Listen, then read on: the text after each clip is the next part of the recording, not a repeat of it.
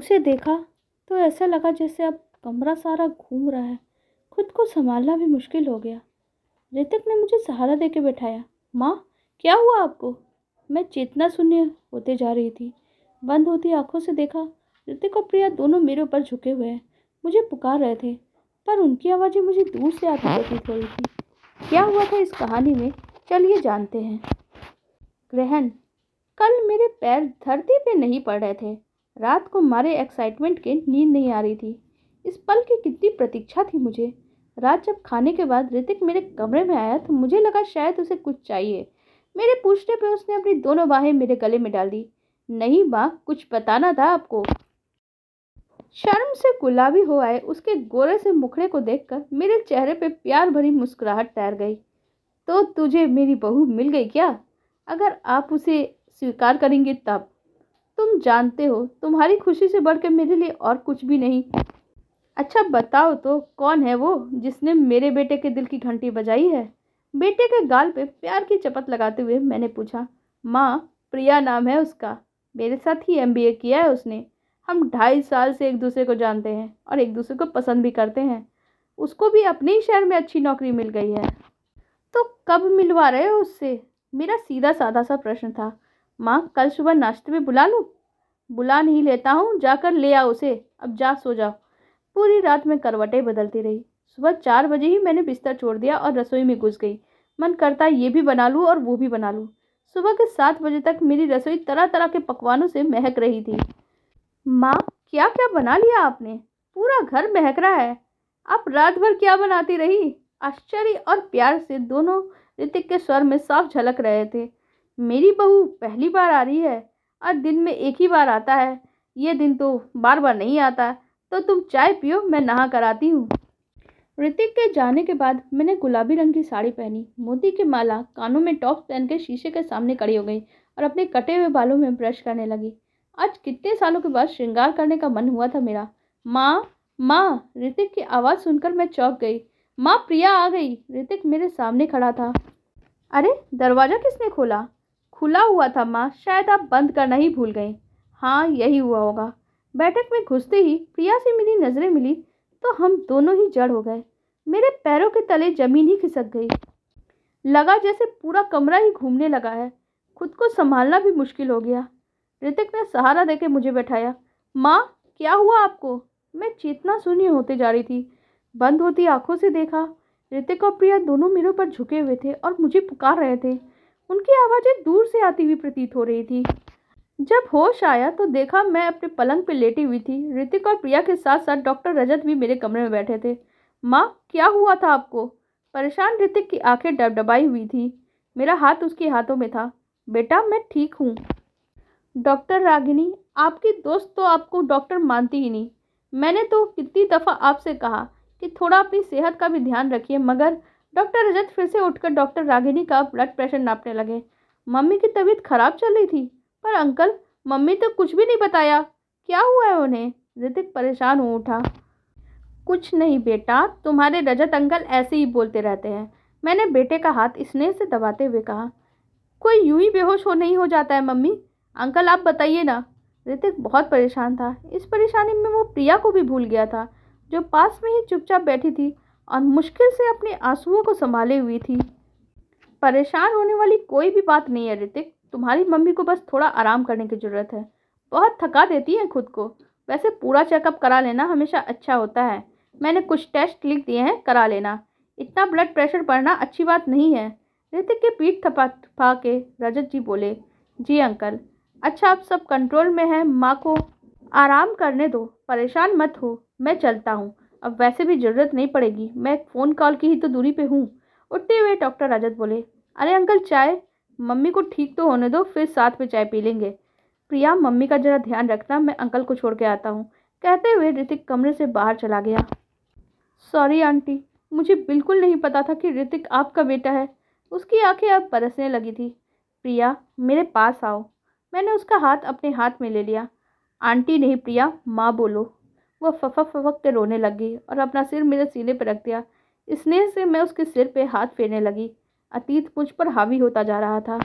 आज से 12 साल पहले लगभग पूर्व का दिन ही था। मेरी आंखों के सामने वो जीवंत हो उठा। मैं क्लिनिक में अपने मरीज देख रही थी। एक दंपति अपनी 13-14 साल की बेटी के साथ क्लिनिक पर आए। बच्ची दर्द में थी और एक ही बात बोल रही थी, मुझे कोई इंजेक्शन लगा दीजिए, मुझे मार दीजिए, मुझे नहीं जीना है। रोते हुए उसके पिता ने बताया कि वो लोग एक रिश्तेदार के घर गृह प्रवेश में गए थे। बेटी का 10वीं का बोर्ड था तो अपने शिक्षक की प्रतीक्षा में घर पे ही रुक गई थी, पर जब शाम को लौटे तो बेटी इस हालत में मिली। कुछ लोग इंसान नहीं जानवर होते हैं, और वो शिक्षक उन्हीं जानवरों में से था जिसने उनकी बेटी को इस हालत में पहुंचा दिया था। वो दंपति हाथ जोड़ के बोले, हम पुलिस के पास नहीं जाना चाहते डॉक्टर। उसका तो कुछ भी नहीं बिगड़ेगा, पर हमारी लड़की बदनाम हो जाएगी। हम इस परीक्षा के बाद ही ये शहर छोड़ देंगे। हमारी मदद कर दीजिए। मैं उनकी पीड़ा को समझ सकती थी। मेरे जेठ की बेटी इस हादसे से गुजरी थी। जेठ तो खुद ही पुलिस में थे, पर क्या ही लाभ हुआ। पुलिस, कोर्ट कचहरी, इन सब का तनाव और समाज की हिराकत भरी नज़र वो बेचारी झेल नहीं पाई, और साल पूरा होते होते पंखे से लटक कर। खैर, बच्ची के इलाज के साथ उसकी काउंसलिंग भी मैं करने लगी।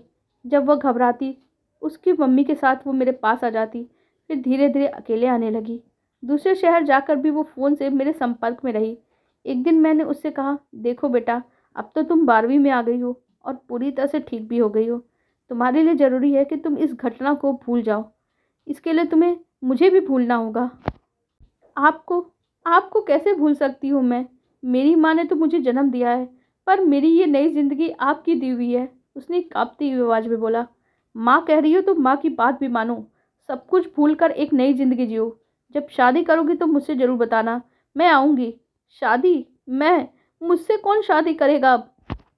क्यों? तुमने कोई अपराध किया है, कोई पाप किया है? ये पाप पुण्य का पाठ हम औरतों को जबरन सिखाया जाता है, ताकि कभी भी हम आज़ादी से जी नहीं पाए। तुम शादी करोगी और एक आम जिंदगी जियोगी। बस इस दुर्घटना का जिक्र कभी किसी से मत करना। मैंने अपनी मेडिकल फाइल में तुम्हारा असली नाम नहीं लिखा है। उसमें तुम छाया हो। तुम अपने असली नाम के साथ जिंदगी जियो, आराम से जियो। मगर 8 साल के लंबे अंतराल के बाद अचानक वही छाया प्रिया के रूप में मेरे सामने थी। बेटी की आवाज़ से मैं वापस वर्तमान में लौट आई। माँ, इसे क्या हुआ? डर गई है। प्रिया के सर पे हाथ रखते हुए मैंने फेरते हुए जवाब दिया, इसी की वजह से आप इतना थक गई हैं। प्रिया की ओर देखते हुए ऋतिक ने कहा। तो प्रिया सिर उठा के अलपक ऋतिक को देख रही थी। अब तुम्हारी सजा ये है प्रिया, कि अब तुम माँ के लिए चाय बना के लाओगी, और जो बचे उसमें से थोड़ी सी मुझे भी दे देना। कमरे का वातावरण थोड़ा सा हल्का हो गया। तकिए की टेक के सहारे दोनों ने मुझे बैठा दिया। चाय पीते हुए मैंने प्रिया की ओर देखा और बोली, प्रिया, चाय तो तुमने बहुत अच्छी बनाई है। चलो, रसोई में तुम्हें पास हो चुकी हो। अब तुम्हारी परीक्षा थोड़ी बाकी है। मेरी बहू बनने के लिए तुम्हें एक और परीक्षा पास करनी होगी। प्रिया और ऋतिक एक दूसरे का मुंह ताकने लगे। हिचकता हुआ ऋतिक बोला, माँ, तुम्हें कोई ऐतराज है क्या? नहीं, बिल्कुल नहीं।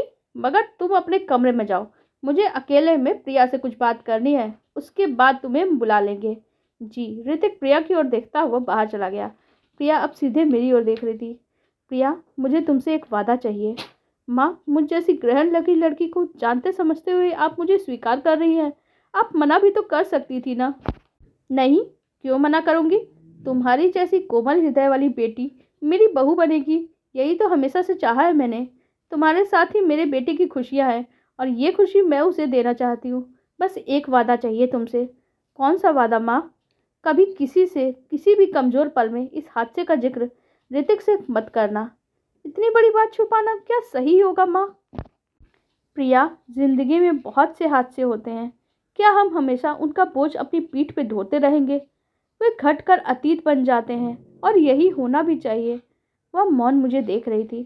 प्रिया, मेरा बेटा बहुत सुलझा हुआ है। फिर भी मैं नहीं चाहती किसी अनचाहे अतीत का काला साया मेरे बेटे बहू के जीवन को परेशान करे। आपकी भावना समझ सकती हूँ मैं माँ। मैं आपसे वादा करती हूँ, इस बात का जिक्र कभी भी मेरी ज़बान पे नहीं आएगा। प्रिया, अपनी मम्मी पापा से कहना कि जब वो आएंगे, जब हम ऐसा दिखाएं कि हम पहली बार मिल रहे हैं, और ये बात को याद रखें। माँ अब बहुत महान है। भावुकता में प्रिया मेरे गले लग गई। प्यार से मैंने उसकी पीठ थपथपा कर कहा, ऋतिक को बुला लो, जाओ। प्रिया के साथ ऋतिक कमरे में आया तो उसके चेहरे पे कई प्रश्न साफ झलक रहे थे। तेरी प्रिया मेरी हर परीक्षा में पास हो गई है। अब ये चांद सी सुंदर सी लड़की मुझे बहू के रूप में चाहिए। चांद में तो दाग होता है माँ, ग्रहण लग जाता है, ऋतिक ने प्रिया को छेड़ते हुए कहा। चांद उस ग्रहण के साथ भी पूर्ण ही होता है बेटा। वैसे भी हम सब भी एक अच्छाई और बुराई के पुतले हैं और हमें एक दूसरे को संपूर्णता में करना चाहिए। प्रिया हम दोनों को हमारी कमियों के साथ स्वीकार करेगी और हम दोनों को भी प्रिया को उसकी सारी अच्छाइयों और बुराइयों के साथ स्वीकार करना चाहिए। मैं जानती हूँ तुम इसे छेड़ रहे हो। अच्छा, अब तुम दोनों रसोई में जाके कुछ बना के लाओ, मुझे तो भूख लग रही है। उठते हुए प्रिया बोली, मैं लाती हूँ माँ। इस रिश्ते ने सबके चेहरे पे मुस्कान ले आई। पर आप लोगों को हमारी ये कहानी कैसी लगी कमेंट सेक्शन में ज़रूर बताइएगा। साथ ही वीडियो को लाइक कर दीजिएगा और हमारे चैनल को भी सब्सक्राइब कर लीजिएगा। धन्यवाद।